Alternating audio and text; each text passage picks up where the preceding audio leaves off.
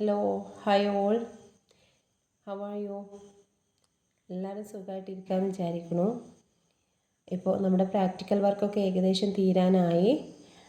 ഇനിയിപ്പോൾ നമ്മുടെ ടീച്ചിങ് പ്രാക്ടീസിന് മുന്നേ ആയിട്ട് തീർക്കേണ്ട കുറച്ച് വർക്കുകളൂടെ ഉണ്ട്. അപ്പോൾ അതെന്ത് ചെയ്യാലും ഈ പറയുന്നത് ഒരു ഗൗരവത്തിലെടുത്തിട്ട് എല്ലാ വർക്കുകളും അതിൻ്റേതായ സമയത്തിന് തന്നെ ചെയ്ത് തീർക്കാൻ ശ്രദ്ധിക്കുക. അപ്പോൾ ഇന്ന് പറയുന്നത് എന്താണെന്ന് വെച്ചാൽ നമ്മുടെ റെക്കോർഡ്സാണ്. റെക്കോർഡ്സിൽ ഒരുവിധം വർക്കുകളൊക്കെ നമ്മൾ മുന്നേ ചെയ്ത് തീർത്തിട്ടുണ്ട്. 40 സ്റ്റോറി, 40 കഥകൾ, 250 പഴഞ്ചൊല്ല്, അങ്ങനെ നോട്ട് റെക്കോർഡ് നമ്മൾ കുറച്ച് മുന്നേ റെഡിയാക്കിയിട്ടുണ്ട്. ഇനി റെക്കോർഡ് ബുക്ക് വാങ്ങി തയ്യാറാക്കേണ്ട കുറച്ച് റെക്കോർഡ്സും കൂടെ നമുക്ക് ചെയ്ത് തീർക്കാനുണ്ട്. അതിലെ 3 റെക്കോർഡ്സിനെ കുറിച്ചിട്ടാണ് ഇന്ന് പറയുന്നത്. അതിൽ 2 റെക്കോർഡ് നിങ്ങൾ ടീച്ചിങ് പ്രാക്ടീസിന് മുന്നേ എഴുതി വെക്കുക. കാരണം ടീച്ചിങ് പ്രാക്ടീസൊക്കെ കഴിഞ്ഞ് പിന്നെ നിങ്ങൾക്ക് സമയം ഉണ്ടാവില്ല.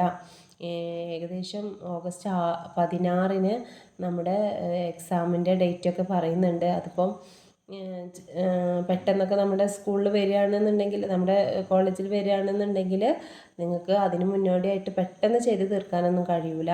അപ്പോൾ നിങ്ങൾ മാക്സിമം ഇപ്പോൾ എല്ലാവർക്കും സ്പീഡായിട്ട് തന്നെ ചെയ്ത് തീർക്കുക. കാരണം പ്രാക്ടീസിന് പോകുമ്പോൾ രാവിലെ സ്കൂളിൽ പോകണം, വൈകുന്നേരം വീട്ടിലെത്തുള്ളൂ, പിന്നെ നിങ്ങളുടെ വർക്കും എല്ലാം കൂടെ ആകുമ്പോൾ നിങ്ങളാകെ ടയേർഡാവും. അപ്പോൾ വർക്ക് ഇതുവരെ ഉള്ളതിൽ എന്തെങ്കിലും പെൻഡിങ് ആയിട്ടുണ്ടെങ്കിൽ പെട്ടെന്ന് ചെയ്ത് തീർക്കുക. ഇപ്പോൾ പറയുന്ന വർക്കും കൂടെ പെട്ടെന്ന് ചെയ്യുക കേട്ടോ. അപ്പോൾ റെക്കോർഡിലേക്ക് കിടക്കാം. 3 റെക്കോർഡ്സ് നിങ്ങൾ റെക്കോർഡ് ബുക്കായിട്ട് തന്നെ നിങ്ങൾക്ക് വാങ്ങാൻ കിട്ടും. അത് മസ്റ്റായിട്ട് വാങ്ങണം. അതിൽ 2 റെക്കോർഡ് ലൈനുള്ളതും 1 റെക്കോർഡ് ലൈൻ ഇല്ലാത്തതുമാണ്. ഇങ്ങനെ റെക്കോർഡ് ബുക്ക് എന്ന് പറഞ്ഞാൽ തന്നെ നിങ്ങൾക്ക് ബുക്ക് സ്റ്റോളിലൊക്കെ ചോദിച്ചാൽ കിട്ടും. അങ്ങനെ 3 എണ്ണം വാങ്ങുക. അതിൽ 2 എണ്ണം ലൈനുള്ളതും 1 എണ്ണം ലൈൻ ഇല്ലാത്തതുമാണ്. ഇത് ലൈബ്രറി റെക്കോർഡാണ്. ലൈബ്രറി റെക്കോർഡിൽ ഫസ്റ്റ് പേജ് ഇങ്ങനെയാണ് വരിക. ഇതിൽ കുറേ ഫില്ല് ചെയ്യാനൊക്കെ ഉണ്ട്. അതൊക്കെ നിങ്ങൾ ഫില്ല് ചെയ്യുക. നെയിം, റോൾ നമ്പർ, ഇൻസ്റ്റിറ്റ്യൂഷൻ, നമ്മളെ സെൻറ്ററിൻ്റെ പേര്, പിന്നെ ഡേറ്റ്, അങ്ങനെ ഓരോ കാര്യങ്ങളൊക്കെ ഉണ്ട്. അതൊക്കെ നിങ്ങൾ വായിച്ചിട്ട് ഫില്ല് ചെയ്യുക. പിന്നെ വരുന്നത് അതിലൊരു സബ്ജക്റ്റ് ഓഫ് എന്ന് പറഞ്ഞിട്ട് വരും. അവിടെ ലൈബ്രറി റെക്കോർഡ് എന്ന് എഴുതി കൊടുക്കുക. അവിടെ പ്രിൻസിപ്പളിൻ്റെ സൈന്, ടീച്ചേഴ്സിൻ്റെ സൈനൊക്കെ വാങ്ങാനുണ്ട്. അതൊക്കെ നിങ്ങൾ പ്രിൻസിപ്പളിൻ്റെ സൈന് നിങ്ങൾ മസ്റ്റായിട്ട് വാങ്ങാൻ, മറ്റേത് ഇമ്പോർട്ടൻ്റ് അല്ല. പിന്നെ അവിടെ സ്കൂളിൻ്റെ സീലൊക്കെ ഉണ്ട്. അപ്പോൾ അതൊക്കെ നിങ്ങൾ സെൻറ്ററിൽ വെച്ചിട്ട് വാങ്ങുക. ഈ ഫില്ല് ചെയ്യാനുള്ളത് നിങ്ങൾ ഫില്ല് ചെയ്ത് റെഡിയാക്കി വെക്കുക കേട്ടോ. പിന്നെ വരുന്നത് ഇതാ ഇൻഡെക്സ് ആണ്. ഇൻഡെക്സിൽ 15 സ്റ്റോറീസാണ് നമുക്ക് വേണ്ടത്. 15 സ്റ്റോറി വായിച്ച്, സ്റ്റോറി നോവലുകളോ കുറച്ച് അല്ലാതെ ഇപ്പോൾ നമ്മുടെ പ്രായത്തിനൊക്കെ അനുയോജ്യമായിട്ട് വായിക്കുന്ന രീതിയിലുള്ള പുസ്തകങ്ങളുണ്ട്. അതായത് നോവല്, വലിയ ഈ ചെറുകഥാ സമാഹാരങ്ങളൊക്കെ ഉണ്ടല്ലോ, അങ്ങനത്തെ കുറച്ച് പ്രശസ്തമായിട്ടുള്ള കഥകളൊക്കെ ആണെങ്കിൽ ഏറ്റവും നല്ലത്. അപ്പോൾ അങ്ങനെയുള്ള കഥകളൊക്കെ വായിച്ച് അതിൻ്റെ ആസ്വാദനക്കുറിപ്പ് റെഡിയാക്കുകയാണ് ഇവിടെ വേണ്ടത്. ഫസ്റ്റ് ഇവിടെ ഒരു കഥ വായിക്കുക. നിങ്ങൾക്കിപ്പോൾ, എനിക്കറിയാം ഈ ഒരു ടൈമിൽ നിങ്ങൾക്ക് കഥ വായിച്ച് അതിൻ്റെ ആസ്വാദനക്കുറിപ്പ് ഒന്നും എഴുതുക എന്നുള്ളതൊരു ഇപ്പോൾ പിന്നെ നിങ്ങൾക്ക് പ്രാവർത്തികമാക്കാൻ പറ്റുന്ന ഒരു കാര്യമില്ല. അപ്പോൾ അതുകൊണ്ട് തന്നെ നിങ്ങൾ എന്ത് ചെയ്യുകയെന്ന് വെച്ചാൽ കുറച്ച് കഥകളുടെ, അതല്ലെങ്കിൽ പ്രശസ്തമായിട്ടുള്ള നോവലുകളൊക്കെ പേരുകൾ കണ്ടെത്തിയിട്ട് ആ പേരുകൾ ഗൂഗിളിൽ സെർച്ച് ചെയ്യുക. അതിൻ്റെ ആസ്വാദനക്കുറിപ്പ് ആരെങ്കിലും എഴുതിയിട്ടതുണ്ടാവും. അതിനെക്കുറിച്ച് അതിൽ മുഴുവനൊന്നും വേണ്ട, കുറച്ച് പോയിൻറ്റ്സൊക്കെ നോക്കിയിട്ട് ഒരു 2, 3, 4 പാരഗ്രാഫൊക്കെ എഴുതുക. എഴുതുമ്പോൾ പ്രത്യേകം ശ്രദ്ധിക്കുക. ഇപ്പോൾ ആദ്യം ഇൻഡെക്സ് ചെയ്തെന്ന് ഞാൻ പറഞ്ഞല്ലോ. അപ്പോൾ നിങ്ങൾ 15 സ്റ്റോറി കണ്ടെത്തണം ആദ്യം. ആ സ്റ്റോറിയുടെ റൈറ്ററെ അറിയണം. അപ്പോൾ ഇപ്പോൾ ഇവിടെ എഴുതിയത് കണ്ട ഫസ്റ്റ് പാത്തുമ്മയുടെ ആട്, അത് എഴുതിയിട്ടുള്ള റൈറ്ററാണ് വൈക്കം മുഹമ്മദ് ബഷീർ. അതുപോലെ നാലുകെട്ട്, അതിൻ്റെ റൈറ്ററാണ് MT വാസുദേവൻ നായർ. അങ്ങനെ ഓരോ സ്റ്റോറി എഴുതുക, അതിൻ്റെ റൈറ്ററെ കൂടെ എഴുതുക. അത് ഏത് പേജിലാണ് നിങ്ങൾ എഴുതിയിട്ടുള്ളത് ആ പേജിൻ്റെ നമ്പറും കൂടെ ഇവിടെ എഴുതുക. പിന്നെ ഇങ്ങനെ കുറച്ച് കാര്യങ്ങൾ ആ റെക്കോർഡ് ബുക്കിൽ തന്നെ വരുന്ന കുറച്ച് കാര്യങ്ങളാണ് വരുന്നത്. അതൊന്നും നിങ്ങൾ മൈൻഡ് ചെയ്യേണ്ട. പിന്നെ വരുന്നത് പിന്നത്തെ നമ്മൾ എഴുതി തുടങ്ങുമ്പോൾ ആദ്യം ചെയ്യേണ്ടത് ഇതേപോലെ ആസ്വാദനക്കുറിപ്പ്. ഇൻഡെക്സ് കഴിഞ്ഞതിന് ശേഷം കേട്ടോ ആസ്വാദനക്കുറിപ്പ് എന്നെഴുതുക. അത് കഴിഞ്ഞ് നമ്മൾ നേരെ ഒരു സ്റ്റോറി ഇതാ ഇപ്പോൾ പാത്തുമ്മയുടെ ആട് എന്നുള്ള സ്റ്റോറീനെ കുറിച്ചിട്ടാണ് ഞാൻ ആദ്യം തന്നെ എഴുതിയിട്ടുള്ളത്. അപ്പോൾ ഇവിടെ പിന്നെ റൈറ്ററെ കുറിച്ചൊരു ചെറിയൊരു പാരഗ്രാഫ് എഴുതണം. അപ്പോൾ വൈക്കം മുഹമ്മദ് ബഷീറിൻ്റെ വളരെ പ്രശസ്തമായ കഥയാണ് ഇത് എന്നൊക്കെ എഴുതിയിട്ടുണ്ട് ഞാൻ. അതുപോലെ തന്നെ ഈ നമ്മൾ എഴുതുന്ന സ്റ്റോറിയും അത് എഴുതുന്ന എഴുത്തുകാരനെ ബന്ധപ്പെടുത്തിക്കൊണ്ട് കുറച്ച് സെൻറ്റൻസ് എഴുതുക. അപ്പോൾ ഇദ്ദേഹമാണ് ഈ ഒരു സ്റ്റോറി രചിച്ചിട്ടുള്ളത്, അല്ലെങ്കിൽ ഈ ഒരു നോവൽ രചിച്ചിട്ടുള്ളത്, ഇന്ന് ഈ ഒരു കാലഘട്ടത്തിലാണ് അദ്ദേഹം ജനിച്ചത്. അങ്ങനെയൊക്കെ റൈറ്ററെ കുറിച്ചൊരു ചെറിയൊരു പാരഗ്രാഫ് റെഡിയാക്കിയിട്ട് പിന്നെയാണ് നിങ്ങൾ ആസ്വാദനക്കുറിപ്പ് റെഡിയാക്കേണ്ടത്. അതിങ്ങനെ കുറച്ച് ഇങ്ങനെ അതിപ്പോൾ എല്ലാ സ്റ്റോറീൻ്റെ അങ്ങനെ തന്നെയാണ്. പിന്നെ ഇങ്ങനെ സ്റ്റോറി കഴിഞ്ഞാൽ അടുത്തത് ഖസാക്കിൻ്റെ ഇതിഹാസം. അതും തന്നെ 1969 പ്രസിദ്ധീകരിക്കപ്പെട്ട ONV കുറിപ്പിൻ്റെ OV വിജയൻ്റെ കഥയാണെന്നൊക്കെ പറഞ്ഞിട്ട് എഴുതിയിട്ടുണ്ട്. അപ്പോൾ ഇതേപോലെയൊക്കെ എഴുതാൻ ശ്രദ്ധിക്കുക കേട്ടോ. നിങ്ങൾക്ക് അറിയുന്ന ഏതെങ്കിലും ഒരു 15 നോവൽ ആദ്യം സെലക്ട് ചെയ്തിട്ട്, നോവലോ കഥകളോ സെലക്ട് ചെയ്തിട്ട് അതിൻ്റെ ആസ്വാദനക്കുറിപ്പ് ഗൂഗിളിൽ അടിച്ചെടുത്താൽ കിട്ടും. അപ്പോൾ അതിൽ നിന്ന് അത് ഒരുപാടുണ്ടാവും. നിങ്ങൾക്ക് ഇന്നൊന്നും എഴുതി തീർന്നാൽ തീരൂല, അത്രയും ഉണ്ടാവും. പക്ഷെ അത്രയൊന്നും എഴുതണ്ട. ഇതുപോലൊരു 2-3 പേജ് എഴുതുക, എന്നിട്ട് നിർത്തുക. ഓക്കെ, അത് മുഴുവനായിട്ട് എഴുതാനും നിന്നാൽ നിങ്ങൾക്ക് ഇപ്പോൾ ഉള്ള സമയമൊന്നും മതിയാവില്ല. ഓക്കെ, അപ്പോൾ ഈ ലൈബ്രറി റെക്കോർഡിനെ കുറിച്ചിട്ടുള്ള എല്ലാ ഡീറ്റെയിൽസും ആയി. എന്തെങ്കിലും ഡൗട്ട് ഉണ്ടെങ്കിൽ ചോദിക്കാം കേട്ടോ. അടുത്തത് ഹെൽത്ത് റെക്കോർഡാണ്. പിന്നെ പ്രത്യേകമായിട്ടുള്ളൊരു കാര്യം എന്ന് പറയണമെങ്കിൽ ഇതുപോലൊരു ഷീറ്റ് നിങ്ങൾക്ക് നമ്മുടെ സെൻറ്ററിൽ നിന്ന് കിട്ടും കേട്ടോ. അത് നിങ്ങൾ വാങ്ങി പ്രിൻ്റ് എടുത്ത്, ചിലപ്പോൾ PDF ആയിട്ടായിട്ടും കിട്ടുക. അങ്ങനെ PDF ആണ് കിട്ടുന്നത് എന്നുണ്ടെങ്കിൽ അത് പ്രിൻ്റ് എടുത്തിട്ട് ഇതുപോലെ ആദ്യത്തെ പേജിൽ നിങ്ങൾ പേസ്റ്റ് ചെയ്ത് വെക്കുക. എന്നിട്ട് അവിടെ ഡീറ്റെയിൽസ് എഴുതി കൊടുക്കുക. ഓരോന്നിൻ്റെയും ഓരോന്നും വായിച്ചിട്ട് അതിൻ്റെ നേരെ ആ ഫോം ഫില്ല് ചെയ്ത് കൊടുക്കുക. അതായത് നെയിം, കോഴ്സ്, നിങ്ങളുടെ നമ്പർ, അത് നിങ്ങൾക്ക് ടാഗ് കിട്ടിയിട്ടുണ്ടാവും എന്ന് വിചാരിക്കുന്നു. ടാഗിലുണ്ടാവും കേട്ടോ ഈ രജിസ്റ്റർ നമ്പർ. അപ്പോൾ അത് അങ്ങനെ ഇവിടെ കൊടുത്തിട്ടുള്ള കാര്യങ്ങളൊക്കെ നിങ്ങൾ ഫില്ല് ചെയ്യുക. പിന്നെ ഞാൻ നേരത്തെ പറഞ്ഞ പോലെ സൈന്, അതുപോലെ തന്നെ സീല്, ഇതൊക്കെ നിങ്ങൾക്ക് സെൻറ്ററിൽ നിന്ന് റെഡിയാക്കി തരും കേട്ടോ. പിന്നെ വരുന്നത് കഴിഞ്ഞ റെക്കോർഡിൽ പറഞ്ഞ പോലെ തന്നെ ഇൻഡെക്സ് ആണ്. പക്ഷേ ഇൻഡെക്സിൽ ആരോഗ്യത്തെക്കുറിച്ച് ചെറിയൊരു വിവരണം റെഡിയാക്കണം. പിന്നെ ഇവിടെ 30 രോഗങ്ങളെ കുറിച്ചിട്ടാണ് നിങ്ങൾ എഴുതുന്നത്. രോഗങ്ങൾ പേരെഴുതുക, അത് എങ്ങനെയാണ് പകരുന്നത്, അതിൻ്റെ രോഗലക്ഷണങ്ങൾ എന്തൊക്കെയാണ് എന്നുള്ളതൊക്കെയാണ് എഴുതേണ്ടത്. അപ്പോൾ നിങ്ങൾ ഈ പുസ്തകത്തിൽ എഴുതിയിട്ടുള്ള ഓരോ രോഗങ്ങളും നിങ്ങൾ വഴിക്ക് ഇപ്പം 1 by 1 ആയിട്ട്, ഫസ്റ്റ് നിങ്ങൾ എഴുതിയിട്ടുള്ളത് ആസ്മയാണെങ്കിൽ ആസ്മ, സെക്കൻഡ് ചെങ്കണ്ണാണെങ്കിൽ ചെങ്കണ്ണ്, അങ്ങനെ നിങ്ങൾ എഴുതിയിട്ടുള്ള പ്രകാരം 1 by 1 ആയിട്ട് ഇവിടെ 1, 2, 3 അങ്ങനെ നമ്പർ ഇട്ടിട്ട് കൊടുക്കുക. അതേപോലെ നിങ്ങൾ എഴുതിയിട്ടുള്ള ആ പേജ് നമ്പറും കൂടെ ഇതിൻ്റെ സൈഡ് ഇവിടെ പേജ് നമ്പർ എന്നുള്ളിടത്ത് കൊടുക്കുക. ഓക്കെ, അപ്പോൾ അത് മനസ്സിലായെന്ന് വിചാരിക്കണു. പിന്നെ ഇപ്പോൾ ചെങ്കണ്ണ് എഴുതിയിട്ടുണ്ട്. ചെങ്കണ്ണ് എങ്ങനെ ഫസ്റ്റ് ചെങ്കണ്ണെന്ന് എഴുതിയിട്ടുണ്ടാവും. എന്നിട്ട് ആ ചെങ്കണ്ണിനെ കുറിച്ചിട്ടുള്ള കാര്യങ്ങളാണ്. അത് കണ്ണിനെ ബാധിക്കുന്നൊരു രോഗമാണ്. ഇതിൻ്റെ മറ്റൊരു പേരെന്ന് പറയുന്നത് മദ്രാസ് എന്നും പിങ്ക് ഐ എന്നും ഇതിനെ അറിയപ്പെടാറുണ്ട്. അങ്ങനെ ആ ഒരു ആ ഒരു ചെങ്കണ്ണിനെ കുറിച്ചിട്ടുള്ള കാര്യങ്ങളാണ് ഇവിടെ കൊടുത്തിട്ടുള്ളത്. പിന്നെ അതിൻ്റെ രോഗലക്ഷണങ്ങൾ കൊടുത്തിട്ടുണ്ട്. ഇനി അതുപോലെ തന്നെ മറ്റൊരു രോഗമാണ് ആസ്മ.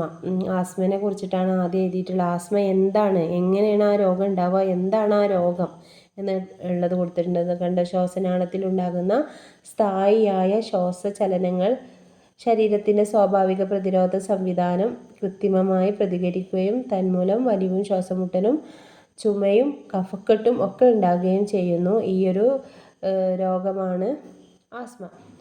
അപ്പോൾ അങ്ങനെ ആ രോഗത്തെക്കുറിച്ച് ആദ്യം ഒരു വിവരണം, ആ രോഗം എന്താണ്, എങ്ങനെയാണ് എന്നുള്ളതിനെ കുറിച്ചൊരു വിവരണം. പിന്നെ അതിൻ്റെ രോഗലക്ഷണങ്ങൾ, ഇനി അതിന് വേണ്ടിയിട്ടുള്ള ചികിത്സ എന്താണെന്നൊക്കെ അറിയുന്നുണ്ടെങ്കിൽ അതൊക്കെ എഴുതുക. ഇത്രയാണ്. ഇങ്ങനെ ഒരു 30 രോഗത്തിനെ കുറിച്ചാണ് എഴുതേണ്ടത്. ഇതൊക്കെ നിങ്ങൾക്ക് ഗൂഗിളിൽ അടിച്ച് ഓരോ രോഗം അങ്ങോട്ട് പേരടിച്ചെടുത്താൽ സെർച്ച് ചെയ്ത് കഴിഞ്ഞാൽ എല്ലാതും അതിന്, പക്ഷേ നമ്മൾ വായിച്ച് അതിനനുസരിച്ച് എഴുതണം എന്നേ ഉള്ളൂ. എല്ലാതും നമുക്ക് ഗൂഗിളിൽ കിട്ടും കേട്ടോ. അപ്പോൾ ഹെൽത്ത് റെക്കോർഡിനെ കുറിച്ചുള്ള ഡീറ്റെയിൽസും ആയി. ഇനി എന്തെങ്കിലും ഡൗട്ട് ഉണ്ടെങ്കിൽ ചോദിക്കാം കേട്ടോ. ഇനിയാണ് നമ്മുടെ പ്രാക്ടീസ് ഓഫ് ടീച്ചിങ്, അതായത് ടീച്ചിങ് പ്രാക്ടീസിൻ്റെ ബുക്ക്. ഇത് ഇമ്പോർട്ടൻ്റ് ആണ്. ഇത് പക്ഷേ നിങ്ങൾ ടീച്ചിങ് പ്രാക്ടീസിന് പോയി കഴിഞ്ഞതിന് ശേഷമായിരിക്കും ഇത് റെഡിയാക്കേണ്ടത്. അതായത് ആദ്യം നിങ്ങൾ ഇതിൽ പറഞ്ഞിട്ടുള്ള അതേ കാര്യം തന്നെ ഒന്നുകിൽ A4-ലോ അല്ലെങ്കിൽ ഒരു നോട്ട് ബുക്ക് വാങ്ങിയിട്ട് നോട്ട് ബുക്കിലോ എഴുതേണ്ടതാണ്. എന്നിട്ട് അതെങ്ങനെ എഴുതേണ്ടതെന്ന് വെച്ചാൽ, നിങ്ങൾ ഇപ്പോൾ ഇന്ന് ടീച്ചിങ് പ്രാക്ടീസിന് പോവുകയാണെങ്കിൽ ഇന്നലെ രാത്രി, അതായത് നാളെ പോകുന്നു എന്ന് വിചാരിക്കുക. അപ്പോൾ ഇന്ന് രാത്രി നിങ്ങൾ നാളെ പോയിട്ട് എന്തൊക്കെയാണ് ക്ലാസ് എടുക്കാൻ തീരുമാനിച്ചിട്ടുള്ളത്, അല്ലെങ്കിൽ അതെങ്ങനെയൊക്കെയാണ് നിങ്ങൾ പ്രസൻറ്റ് ചെയ്യുന്നത് എന്നുള്ളതിൻ്റെ ഒരു രൂപരേഖ. ഞാൻ ഇന്ന നേരം ക്ലാസ്സിൽ പോകുന്നു, ഇന്നതൊക്കെ ചെയ്യുന്നു, ഇന്ന പാഠഭാഗവുമായിട്ടാണ് ഞാനിന്ന് ക്ലാസ് എടുക്കുന്നത് എന്നൊക്കെ പറഞ്ഞുകൊണ്ടുള്ളൊരു രൂപരേഖയ്ക്കാണ് നമ്മൾ ഈ ഒരു ലെസൺ പ്ലാൻ അല്ലെങ്കിൽ ടീച്ചിങ് മാനുവൽ എന്നൊക്കെ പറയുന്നത്. അപ്പോൾ അതിൽ ആദ്യമായിട്ട് ഇതിനൊരു ഫോർമാറ്റ് ഉണ്ട് കേട്ടോ. ആദ്യമായിട്ട് വരുന്നത് അതിൻ്റെ ബയോഡാറ്റയാണ്. നമ്മളെ കുറിച്ചിട്ടുള്ളൊരു ബയോഡാറ്റയാണ്. ടീച്ചറെ പേര്, സ്കൂളിൻ്റെ പേര്, സബ്ജക്റ്റ്, നമ്മൾ ഏത് സബ്ജക്റ്റാണോ എടുക്കുന്നത്, പിന്നെ അതിൻ്റെ ആ ഇതിൽ വരുന്ന യൂണിറ്റ് ഏതാണ്, അതല്ലെങ്കിൽ അതിൻ്റെ ടോപ്പിക് ഏതാണ് എന്നുള്ളതൊക്കെയാണ് ഫസ്റ്റ് വരുന്നത്. അതിൻ്റെ സൈഡിൽ റൈറ്റ് സൈഡിലായിട്ട് തന്നെ ഡേറ്റ്, ക്ലാസ്, പ്രസൻറ്റ്, അന്നത്തെ കുട്ടികളെ പ്രസൻറ്റ് അതൊക്കെ ഇടണം കേട്ടോ. പ്രസൻറ്റൊന്നും നമുക്ക് തലേന്ന് എഴുതാൻ പറ്റില്ല, പക്ഷേ പിറ്റേന്ന് നമ്മൾ ക്ലാസ് കയറിയതിന് ശേഷം എഴുതിയാലും മതി. നിങ്ങളെടുക്കുന്ന സമയം എത്രയാണ്, ആ ഡ്യൂറേഷനും കൂടെ, ഇപ്പോൾ 45 മിനിറ്റ് ആണെങ്കിൽ അങ്ങനെ, 1 മണിക്കൂറാണെങ്കിൽ അങ്ങനെ, അതിൻ്റെ ആ ഡ്യൂറേഷനും കൂടെ അതിൽ എഴുതണം. അത് കഴിഞ്ഞ് പിന്നെ വരുന്നത് കരിക്കുലം ഒബ്ജക്റ്റീവാണ്. അതിൽ നിങ്ങൾക്ക് എഴുതാം നിങ്ങളെങ്ങനെയാണ്, നിങ്ങളെന്താണ് ആ ഒരു പാട്ടിനെ കൊണ്ട് അല്ലെങ്കിൽ ആ ഒരു നിങ്ങളെടുക്കുന്ന ടോപ്പിക്കിനെ കൊണ്ട് എന്താണ് ഉദ്ദേശിക്കുന്നത് എന്നുള്ളത് എഴുതാം. ഇപ്പോൾ ഇതിൽ ടോപ്പിക്കായിട്ട് വരുന്നത് അല്ലെങ്കിൽ യൂണിറ്റായിട്ട് വരുന്നത് ആടാം പാടാം എന്നാണ്. അപ്പോൾ അതിൽ ആ കരിക്കുലം ഒബ്ജക്റ്റീവും എന്താണ്, ആടാം പാടാം എന്ന കവിത എടുക്കുന്നു. അത്ര മാത്രമേ ഉള്ളൂ. പിന്നെ ടീച്ചിങ് എയ്ഡ്സ് മസ്റ്റാണ് കേട്ടോ. പിന്നെ ചില സ്കൂളിന് ദിവസവും ഒരു 1-2 ടീച്ചിങ് എയ്ഡ്സ് വേണ്ടി വരും. എന്നാൽ ചില സ്കൂളിൽ അത്ര നിർബന്ധം ഉണ്ടാവില്ല. എങ്ങനെയായാലും നിങ്ങൾ പിന്നെ ആഴ്ചയിൽ 1-2-3 ദിവസം ഒരു ടീച്ചിങ് മെറ്റീരിയലെങ്കിലും കൊണ്ടുപോകൽ നിർബന്ധമാണ് കേട്ടോ. അതൊക്കെ നിങ്ങൾക്ക് അഡീഷണൽ വർക്കായിട്ട് ഇവിടെ കാണിക്കാം, ഈ പ്രാക്ടിക്കൽ വർക്കിൽ കാണിക്കാവുന്നതുമാണ്. അപ്പോൾ അതൊക്കെ എടുത്ത് വെക്കുക കേട്ടോ. നിങ്ങൾ കൊണ്ടുപോകുന്നത് എന്താണോ അതൊക്കെ എടുത്ത് വെക്കാം. അതുപോലെ തന്നെ അത് കൊണ്ടുപോയി കഴിഞ്ഞാൽ അതിന് സൈനും കൂടെ വാങ്ങണം കേട്ടോ. അതിൽ ക്ലാസ് ടീച്ചറെ സൈനാണ് വേണ്ടത്. പിന്നെ ഈ കരിക്കുലം ഒബ്ജക്റ്റീവ് കഴിഞ്ഞ് പിന്നെ ടീച്ചിങ് എയ്ഡ്സ്, അത് ഞാൻ ഇവിടെ പറഞ്ഞിട്ടുള്ള കവിത അടങ്ങിയ ചാർട്ട് കൊണ്ടുപോയിട്ടുണ്ട്. അതേപോലെ തന്നെ ചിത്രങ്ങൾ അടങ്ങിയ ചാർട്ട് കൊണ്ടുപോയിട്ടുണ്ട്. പിന്നെ നമ്മൾ ടെക്സ്റ്റ് ബുക്ക് ഉപയോഗിക്കുന്നുണ്ടെങ്കിൽ textbook, colour chalk, blackboard, പേന, അങ്ങനെ എന്തൊക്കെയാണോ അതിന് യൂസ് ചെയ്യുന്നത് അതൊക്കെ നിങ്ങൾക്ക് ടീച്ചിങ് എയ്ഡ്സിൽ എഴുതാം. പിന്നെ വരുന്നത് പ്രോസസ്സ് എന്ന് പറഞ്ഞാൽ നമ്മൾ എന്തൊക്കെയാണ് ചെയ്യാൻ പോകുന്നത് എന്നുള്ളതിൻ്റെ രൂപരേഖ. ഞാൻ പറഞ്ഞല്ലോ, അപ്പോൾ ക്ലാസ്സിൽ ആദ്യമായിട്ട് കയറുകയാണ്, അത് അങ്ങനെ എഴുതാം. അപ്പോൾ നമ്മളിപ്പോൾ ഗുഡ് മോർണിംഗ് എന്നൊക്കെ പറഞ്ഞുകൊണ്ടല്ലേ ക്ലാസ്സിൽ കയറാം. അപ്പോൾ അതേത് അധ്യാപിക അഭിവാദ്യവാചകത്തോടെ ക്ലാസ്സിൽ കയറുന്നു. പിന്നെന്താ, ക്ലാസ്സിലെ ബോർഡിൻ്റെ ഒരു സൈഡിൽ ഇന്നത് ഡീറ്റെയിൽസൊക്കെ എഴുതി വെക്കുന്നു. അതായത് തീയതി, ഡേറ്റ് അതൊക്കെ എഴുതി വെക്കുന്നു. പിന്നെ ഫസ്റ്റ് ടൈം അല്ലേ, അപ്പോൾ നിങ്ങൾ നിങ്ങളെ പരിചയപ്പെടുത്തുന്നു, കുട്ടികളെയും പരിചയപ്പെടുന്നു. അവർക്ക് ഒരു എൻ്റർടൈൻമെൻ്റ് എന്ന രീതിയിൽ, അല്ലെങ്കിൽ അവരെ ഒന്നുകൂടെ ഉത്സാഹപ്പെടുത്തുക അല്ലെങ്കിൽ ആക്റ്റീവാക്കുക എന്നുള്ളൊരു ഉദ്ദേശത്തോടു കൂടി നിങ്ങൾക്ക് എന്ത് ചെയ്യാം, പാട്ട്, കഥകളൊക്കെ ഫസ്റ്റ് ദിവസം ക്ലാസ് എടുക്കണമെന്നില്ല. പാട്ട്, കഥകളൊക്കെ പറഞ്ഞുകൊണ്ട് അവരെ കയ്യിലെടുക്കാൻ ശ്രദ്ധിക്കാം. എന്നിട്ട് അവരിൽ നിന്നും കിട്ടിയ പ്രതികരണം എന്താണ് എന്നുള്ളത് നിങ്ങൾ എന്ത് ചെയ്യണം, അന്ന് ആ ക്ലാസ് കഴിഞ്ഞതിന് ശേഷം ഇവിടെ റെസ്പോണ്ട് എന്ന് പറഞ്ഞിട്ടൊരു ഭാഗം ഉണ്ടാവും, ആ ഭാഗത്ത് എഴുതാം. ആ ഭാഗം അവിടെ ഒഴിച്ചിടുകയാണ് വേണ്ടത്. എന്നിട്ട് നിങ്ങൾ ക്ലാസ് കഴിഞ്ഞതിന് ശേഷം ആ കുട്ടികളുടെ ഭാഗത്ത് നിങ്ങൾ ചോദിക്കുന്ന ചോദ്യങ്ങൾക്കും അല്ലെങ്കിൽ നിങ്ങൾ കാണിക്കുന്ന ചിത്രങ്ങളൊക്കെ അവർ ശരിയായ രീതിയിൽ കാണുന്നുണ്ടോ, അവർ റിയാക്ട് ചെയ്യുന്നുണ്ടോ, അവർ നിങ്ങൾ പറഞ്ഞ കഥയിലും പാട്ടിലൊക്കെ അവർ ഹാപ്പി ആവുന്നുണ്ടോ എന്നുള്ളതൊക്കെയാണ് ഈ റെസ്പോണ്ടിൻ്റെ ഭാഗത്ത് എഴുതേണ്ടത്. പിന്നെ അത് കഴിഞ്ഞിട്ട് വരുന്നത് നിങ്ങൾ കുട്ടികൾക്ക് എന്തെങ്കിലും വർക്കോ കാര്യങ്ങളൊക്കെ കൊടുക്കുന്നുണ്ടെങ്കിൽ അല്ലെങ്കിൽ ആക്ടിവിറ്റി എന്തെങ്കിലും കൊടുക്കുന്നുണ്ടെന്നുണ്ടെങ്കിൽ അതാണ് എഴുതി വെക്കേണ്ടത്. അത് നിങ്ങൾ 3 കൊടുക്കുന്നുണ്ടെങ്കിൽ ആ 3 ഇവിടെ എഴുതി വെക്കണം. ഒന്നേ കൊടുക്കുന്നുള്ളൂ എന്നുണ്ടെങ്കിൽ ഒരെണ്ണം എഴുതി വെക്കണം. ഇനി 2 ഉണ്ടെങ്കിൽ ആ 2 ഇവിടെ എഴുതി വെക്കണം. ആക്ടിവിറ്റി 1, ആക്ടിവിറ്റി 2 അങ്ങനെ ഒന്ന് ഓരോന്നും നമ്പർ ഇട്ടിട്ട് അങ്ങനെ എഴുതി വെക്കുക കേട്ടോ. അപ്പോൾ ഇതൊരു മെത്തേഡാണ്. പക്ഷേ നിങ്ങൾക്ക് ഈ ഒരു മെത്തേഡ് തന്നു കഴിഞ്ഞാൽ ചിലപ്പോൾ ചില സ്കൂളുകളിൽ നിന്ന് പറയും ഞങ്ങളെ മെത്തേഡ് ഇതല്ല. ഓരോ സ്കൂളിനും ഓരോ മെത്തേഡാണ്. അപ്പോൾ ചില സ്കൂളുകൾക്ക് ഇന്ന മെത്തേഡ് വേണമെന്നൊന്നും ഉണ്ടാവില്ല, ഏതെങ്കിലും ഒരു മെത്തേഡ് മതിയാവും. അപ്പോൾ നിങ്ങൾക്ക് ഇതന്നെ യൂസ് ചെയ്യാം. അതല്ല എന്നുണ്ടെങ്കിൽ സ്കൂളുകാർ പറയുന്ന അതേ രീതിയിൽ നിങ്ങൾക്ക് എഴുതി റെഡിയാക്കിയിട്ട് കൊണ്ടുപോകേണ്ടി വരും കേട്ടോ. അപ്പോൾ ഇത് നിങ്ങൾ അതിൻ്റെ ഗൗരവത്തിലെടുത്തുണ്ട് അത് ചെയ്ത് വെക്കുക കേട്ടോ. അപ്പോൾ ഇത്രയാണ് 3 റെക്കോർഡ്സ്. നിങ്ങൾ വാങ്ങേണ്ട 3 റെക്കോർഡ്സിനെ കുറിച്ചും ഞാൻ പറഞ്ഞു, ഡീറ്റെയിൽ ആയിട്ട് തന്നെ പറഞ്ഞിട്ടുണ്ട്. ഇനി എന്തെങ്കിലും ഡൗട്ട് ഉണ്ടെങ്കിൽ ചോദിക്കുക. പിന്നെ ടീച്ചിങ് പ്രാക്ടീസിനൊക്കെ പോകുമ്പോൾ അതിൻ്റേതായ രീതിയിലൊക്കെ പോവുക. പിന്നെ അവിടെ നിൽക്കുന്ന ടീച്ചേഴ്സാണ് നമ്മുടെ കാര്യങ്ങളെല്ലാം തീരുമാനിക്കുന്നത്. നമ്മുടെ മാർക്കും കാര്യങ്ങളൊക്കെ തീരുമാനിക്കുന്നത് അവരാണ്. പിന്നെ ഒരു കാര്യം, ഈ ടീച്ചിങ് പ്രാക്ടീസിൻ്റെ മാർക്ക് എന്ന് പറയുന്നത് നല്ല വിലയുള്ളൊരു കാര്യമാണ് കേട്ടോ. അതിൻ്റെ അടിസ്ഥാനത്തിലാണ് നമ്മുടെ മാർക്ക് എന്ന് തന്നെ പറയാം. പ്രാക്ടിക്കലിൻ്റെ മാർക്കിൽ ഏറ്റവും ഇമ്പോർട്ടൻ്റ് കാര്യം ഈ ഒരു ടീച്ചിങ് പ്രാക്ടീസാണ്. അപ്പോൾ അതിൻ്റേതായ രീതിയിൽ നിങ്ങളവിടെ പെരുമാറുക. അവിടെയുള്ള ടീച്ചേഴ്സിനോടൊക്കെ ഒരു എതിർത്ത് നിൽക്കാതെ അവരുടെ കാര്യങ്ങളിൽ സഹകരിച്ചുകൊണ്ട് പോവുക.